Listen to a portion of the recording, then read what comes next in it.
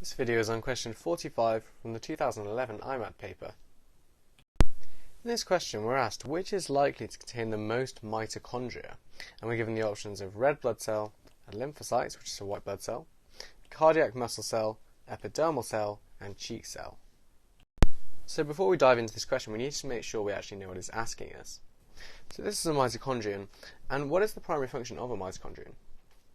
To produce ATP, which is an immediate energy source. So, therefore, as we know the function of mitochondria is to provide energy for the cell, we know that a cell with lots of mitochondria will require lots of energy. So really, we can reword the question above as this: which cell requires the most energy? So to go about answering this question, it's useful to construct this table of cell type, cell function, and energetic requirements to enable us to determine which cell requires the most energy.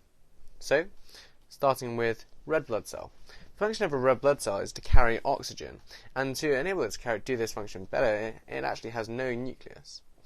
As the function of a red blood cell is just to carry oxygen, the energy requirements of red blood cells are actually very low, and red blood cells actually lack mitochondria.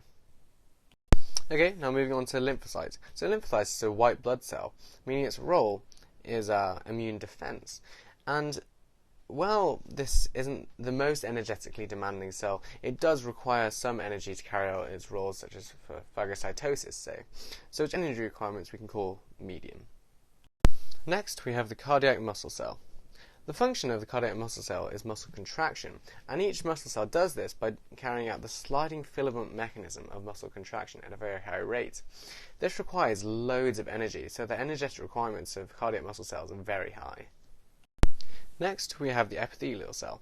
Now, an epithelial cell that's actually a very broad term, as it just means any cell composing the epithelium, which is the outer layer of cells.